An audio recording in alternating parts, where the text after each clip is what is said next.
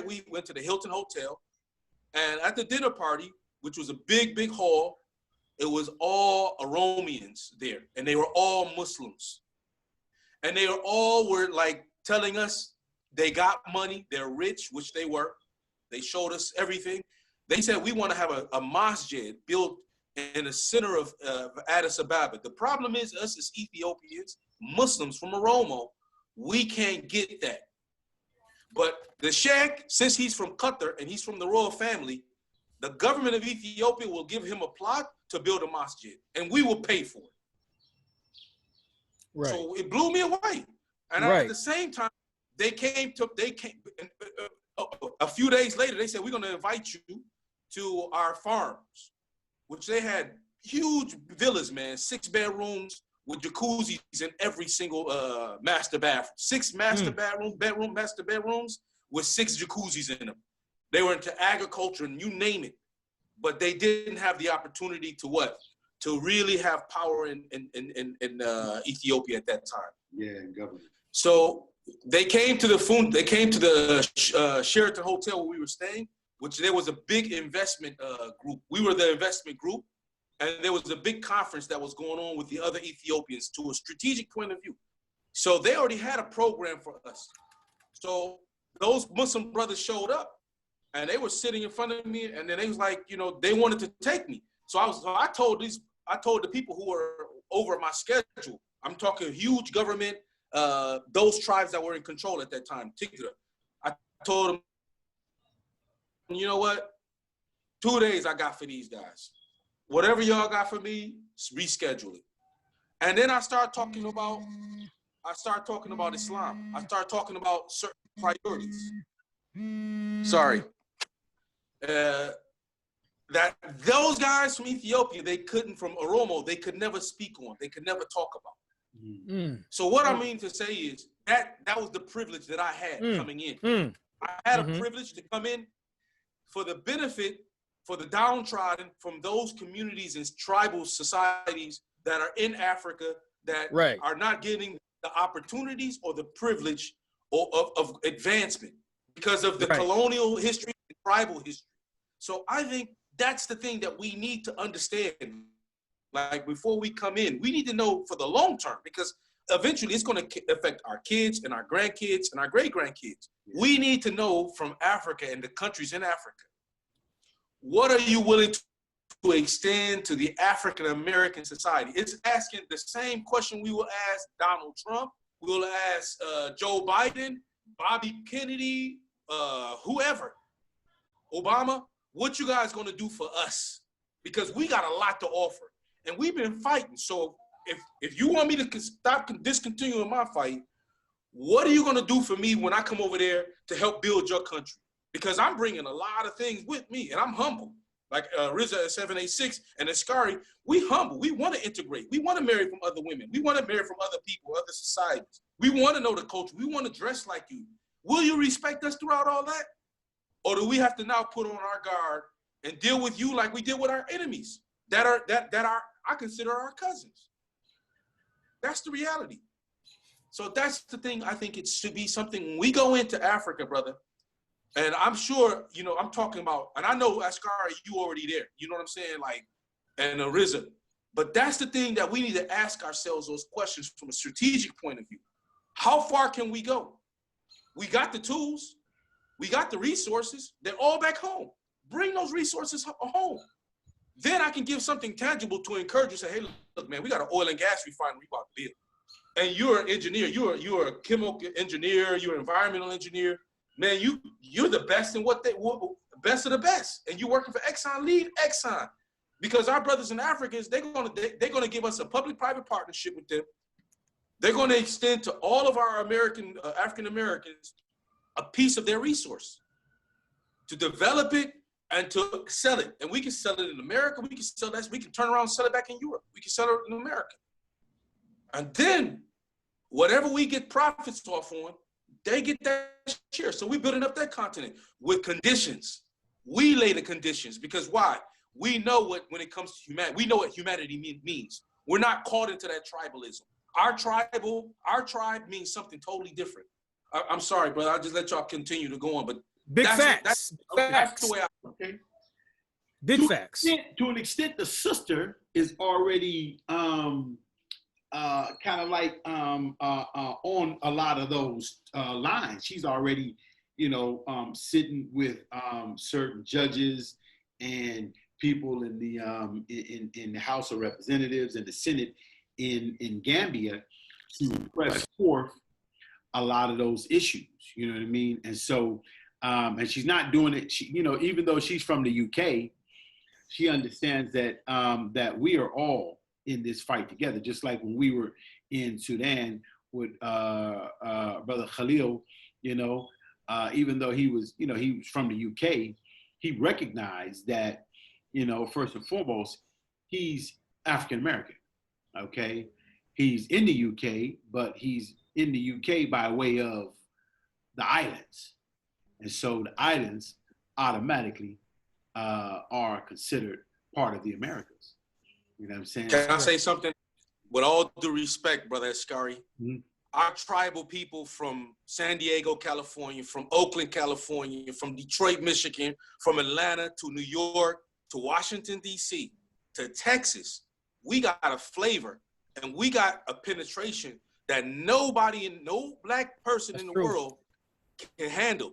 That's true. Yeah, you know what I mean? Like I just want to keep it real. So what I mean to say is, I myself, I've talked to government officials in South Sudan. I'm gonna give you a good. Before I get about that story about South Sudan, and how I was disappointed, right? And what efforts and money did I put in, right? I want to just talk about our political system, our grassroots, our local government in the United States. We got mayors, we got congressmen, we got U.S. senators, we got state senators, we got city mayors of the major, we got county executives, and we had a black American president that we put in office. So we need to know how to utilize them and to push them and dictate them on how they dictate policy domestically, and how we can utilize those people, and we can also help change what's going on in Africa in different countries. If I brought the mayor of the city of Atlanta and I prepped her exactly what we need to get done, then she will follow our agenda. And that agenda said, okay, let's go to Gambia. Gambia, let's get a clear answer from you. Ghana, we know you need bauxite plants. We know you need refinery. We know you need to develop. We're going to give you an alternative. But me, as a representative of the state of Atlanta, or the government of the city of Atlanta, with my group of people, we want to hear what are you willing to offer our tribe for us to come over and to have a sister city relationship with you, and to really take a part of your assets, partner with your assets, that you don't have to give it to ExxonMobil. You don't have to give it to all these other white tribal groups and white organizations and white conglomerates that is backed by the white taxpayer and taxpayers' dollars. And unfortunately, we are actually contributing that unknowingly. So this is what I mean by Ascari. Like, I think we have much more. No disrespect to our sister. I'm talking about. Yeah, I think that those things are possible, but until, and this is where the downside for all of that is concerned, because the system as it is, okay, it's a rigged system. When the system is designed, or we get whenever we get a hand on the system and we start getting the system to start working for us, then what happens is that they change the rules into how the game is played. And so this has been happening, every, 10, 20 years. Soon as you get up on a system and you kind of like get everybody tuned into how the system is going, they change the game. And so this is the reason why we have the situations that we have right now, where people are pushing their local government officials to defund the police and all this type of stuff, is because the game has always changed. In other words, at one time we were basically dealing with Ku Klux Klan. and all of a sudden they just disappeared. Well, they didn't disappear. They basically dissolved themselves and they put them into all of the major positions of government as far as law enforcement, as far as judges, okay, and all of these major areas. So that whenever something's going down, okay, for example, you can be in Detroit and a grant comes out that affords citizens so much money for this right here. And so the conditions for getting a grant for small businesses or contracts that the government got set up, Yeah. all of those conditions, these dudes, they go ahead and tell all their people before this stuff even come out, okay? And then they get all of the major end of those contracts. Now, the ones that are left over, they give those to the foreigners that are there, that may be from Vietnam, they may be coming over from anywhere in Asia, they may even give it to some Arabs, okay? Now, this is because they have to show that they're giving something to minorities, okay? Mm-hmm. But the minorities that they want to exclude are us, okay? Because the system that's the whole point about the system being, okay? Now, they allow but interject though sorry. See, the thing is, I got what you're saying, and that's where the help and support comes from Africa. All right, like if there was a refinery, now Ghana is an example. He needs someone to build his a refinery to extract and refine the oil that he's found, right? So let us say, okay, we're going to come over. We're going to invest all our monies from African Americans. We're going to you open that door for us. You've given us government bonds or sovereign bonds or whatever it is that you're going to do that collaborates with us, that we own a part of that, right? Or a percentage of that based on the deal. The ideal is good. Look, the ideal is good. I'm not, the ideal is good, but the reality on the ground is that we have to be practical before we can start thinking large scale. Why do I say that? Because the ideal on the ground is that we can't even get, and this is what hurts me. We can't get Negroes to go ahead and just weed out the bad elements. We still got people getting shot. We had 49 get killed in Chicago over the 4th of July weekend. My point is that we got African Americans in those communities that know who did it, okay? I'm from the streets originally. What I'm saying is this right here. The no snitch rule doesn't apply to people who are squares, okay? The no snitch rule only applies to people from the streets, okay? Correct. You gotta be in the game. So in order for us as a people to take control and do the kind of stuff that you're talking about, we have to clean up our own house and weed out these negative elements first, and get this cancerous disease that's pulling us down, taking kids out, killing women with straight bullets, just all kind of foolishness. And then they talk about defunding the police. If you defund the police and you got the no snitch rule in effect, who's gonna come and it just, you know what I'm saying? We come up with ideals in the state, but the ideals are unrealistic in reality to what we really got on the ground, okay? Right. Why do I say that? Because in order to do something major, you need backing, okay? Yeah. So now, the thing is, but that example that you've given, Brother Askari, that is a fact. That happens in the urban society, right? But there's a lot of people, but the fact that remains is that we have a huge amount of wealth as African Americans. We have money, and we have people who are very well educated, and they're doctors, lawyers. They've expounded to heights of success. They're there.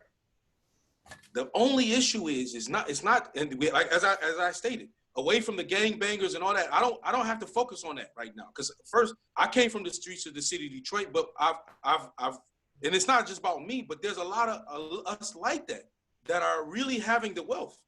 But that wealth that they've obtained is a traditional way that doesn't give them the opportunity. So that's why I agree with us going to Africa and being able to figure out the resources that are there, help them, help us. Because if someone was to give me oil that I own, and it's no cost, so the commodity is oil, like you were saying,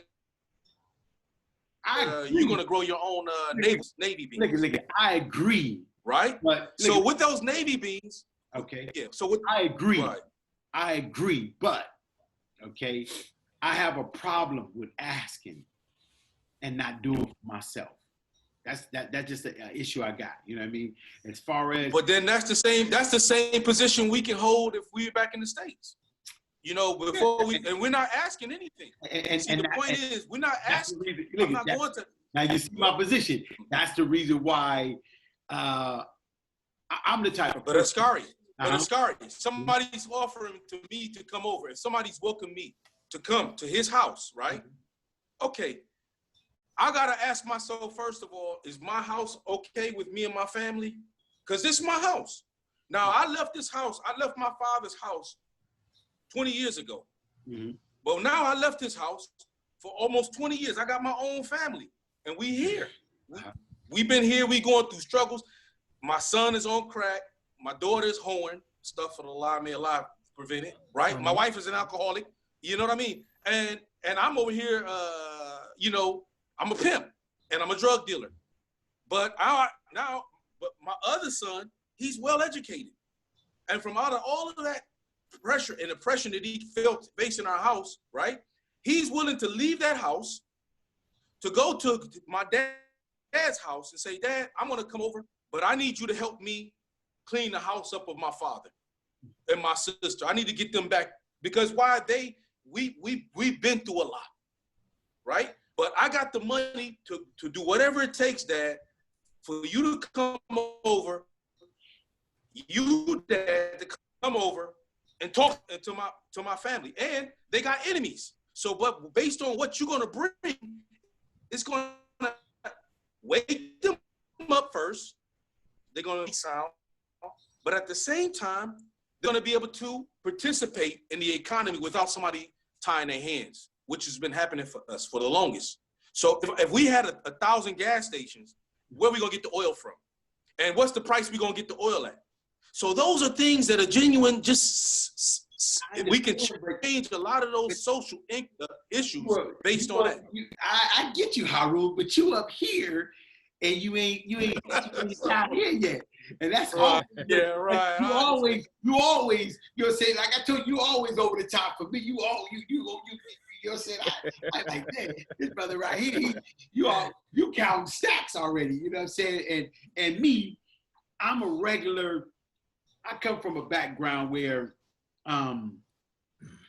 okay, this is what we got right here. All right, this is what we got. How much we got? Okay, we got 15. All right. We got 15. We need to flip this. Okay. We can't do nothing until we flip this. Okay. Yeah. Right. If something happens during the process of flipping this, we ass out. Okay.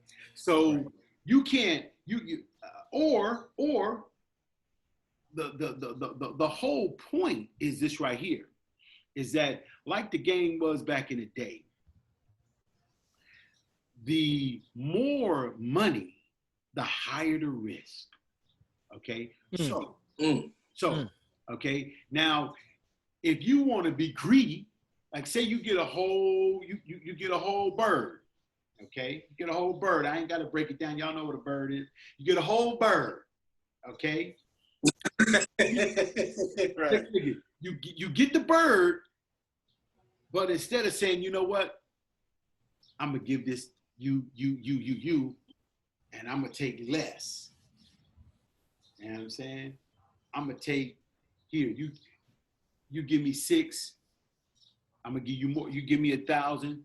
You know. So you break it all up so that you break down your risk, okay? And you're willing to take less, or you bag it yourself and you stand on the block yourself and you take all the risk, okay? Yeah. The likelihood, knowing the situation, because you're from that area, the likelihood of the success of the second way is because you know, look all of those movies that we saw back in the days, black exploitation movies, those are lies. It does, and so that like the brother said about the going over there thinking it's all Wakanda. This is all romanticization. We have to get our feet in on the ground. Yes. Something for ourselves. I'm just how I am. I don't want to. I got you. I don't want to. It's grassroots. Yeah. Right. Grassroots. There you go. And if it's not grassroots, guess what happens? They can always take it away from you. That's right. But if it's yours, right. Yeah. That's right. Right. Look, Absolutely. I totally agree. If they decide to cut that contract and you in midair, all your stuff is invested, and they cut that contract, you know what happened? You're not even where you were before. You drop straight to the bottom. Okay. Yeah. And so the ideal that, like the sister and all the other people who are talking about repatriation, the ideal is about equity. Okay, building equity. Okay, and the process of building equity is just by having something that we can call our own, which is land. And so this is why I pose the ideal of people who are in the States. No, that's more realistic. See, when I look at it, yes, you're absolutely right, Askari. You're the best example of that. You know, if we want to say things that we can manage and we can do within our grasp, you know, like exactly. If we can get land, you know, take it step by step. You know, like obtain some land and communities and hubs, as you were saying. Yes. Yeah. See, what I want to ask you, let's give it a better. Let me ask you this, Askari. Okay. So, because I know exactly where you're getting, so we can get it right. When you mentioned to me, which was right and exact, and it was a beautiful thing you mentioned, is hubs throughout Africa of our people, and we welcome those people into our hubs that can actually grow to that development where I'm thinking at. You know what I mean? Because we haven't gotten there yet. You like, Harun, I'm like, slow down, Harun. You shoot for the stars. I'm just on the grass right now. You know, we got the same ideal. Let's give it to them that way. Yeah, you got the same ideal, but in order to get there, the like ourselves, Africans have underwent, like the brother mentioned, Riza mentioned earlier, that African continent has undergone a serious history of colonization. And so their level of trust is, their level of trust. I mean, I'm just like we got trust issues, okay? It's minimum. It's minimum. It's very minimum. And so what I'm proposing, okay, is that instead of asking, we get on the ground and do what we do. We show and we prove. And so that once we do what we do, they will ask us to do what you're talking about. That's my only point, is that we... I agree. Yeah. I agree. Hey. Oh yeah. No doubt. Because like Brother Riza said, we are the ones who built the states. We the one that invented all of the things that the states is benefiting from. So it's hands down that we have the most creative minds, and that these things we are able to do. We've been doing it. But like I said before, is that once the situation is underway, what they do is that they change the game. For instance, we were slaves, or we descendants of slaves. We worked in that country for 400 years without getting paid. Okay, so here it is. They realize, okay, now they're gonna get free. Who's gonna do the work? Okay. Oh, okay. Wow, this is going bad. Okay. So okay, y'all can leave. So then they set up laws that can lock a person up for just standing on the corner and then get free labor out of that person. Okay. And when it came down to particular trades, what they did was they would take a trade, unionize the trade, so that they could only hire white folks. Right. The black guy couldn't get inside the trade unless you were certified through white folks, even though we were doing the work for free for 400 years. We had all skills. We were the skilled laborers. And so that's right. One black man was brought forward to go ahead and train some white dudes. And once he trained those white dudes, he gone too. And so you talking about a union contract. Union contracts are paying far above what is minimum wage, like I told you before. And so you coming in, if you in an area like in California, back when I was there, pipe fitters, $30 an hour. $30 back then. I don't know how much they're getting paid now. They got to be getting paid 36 or 37. You know what I mean? And so what I'm trying to say is that they've always, and so now they had, even then they had it set up where, okay, they had where affirmative action, we got to hire so many minorities. Okay. And the way I got in the union is that the brother I told you about, Brother Dawood, Allah Hummel, he said, hey, you still looking for a job? I said, yeah, I'm just doing temp work right now. He said, look, I got this number and this place. You just go down there tomorrow in the morning and just start working. I said, how, Aki? I ain't fill out the application yet. He said, it ain't like that. He said, they need people in the union, and, you know, they're going to hire you automatically because you're black. I was like, damn, you know, I was confused. I'm like 20-something. I'm like, how they going to, people, they normally don't hire me when I'm black. You know, I'm all confused. He said, they're going to hire you automatically. Just, you know, you're going to fill out the application afterward. Just go ahead and work. I went down there. I started working immediately. I was confused. I'm in California and I'm getting paid like almost $15 an hour. I don't know nothing. I'm all like, nah, this is a setup. You know what I mean? I'm all confused. You know what I'm saying? But afterwards, he broke it down. He said, these people owe these jobs to us. And so because of affirmative action, they got to give it to minorities. And so they was going to give it to me because I'm Mexican and black. But my other union, look at, he been hooked up with the union for years. He said, my other union called me and they need me to come in today. So I'm sliding into you and I put your name in there. They waiting for you to come. I said, word? He said, yeah. Boom, signed up in the union. Now they're going to take a little bit of money out your check for all of your benefits, medical, dental, all your family and everything like that every month.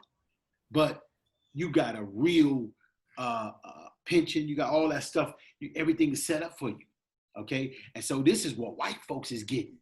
It don't make a difference if they're ex-cons or whatever. This is what they got set up for them. They only let a couple of brothers in, a couple of minorities, okay? And so this is how they took our trade from us. So what we have to do is, and this is why we can't find no jobs, is that what we have to do is we have to create our own lane. Even if we in the States, we got to create our own lane. And this is why working together, right, communities, this is why it's so important. Because if we don't work together as communities, we'll never be able to create those kind of jobs that were taken from us. You know what I mean? And so unemployment is like it is for a reason. Not because these brothers don't want to work or they don't know how to work. Ain't no jobs for them because they take all those jobs and they you know, unless you want to, you know, flip burgers, you know what I mean? You know how that go, you know what I mean? You can't take care of family like that. So thank you once again here at the Bowtie Chronicles. If you like the footage, please hit the like button, please share, and stay tuned for our Zoom discussion on the 17th. Thank you.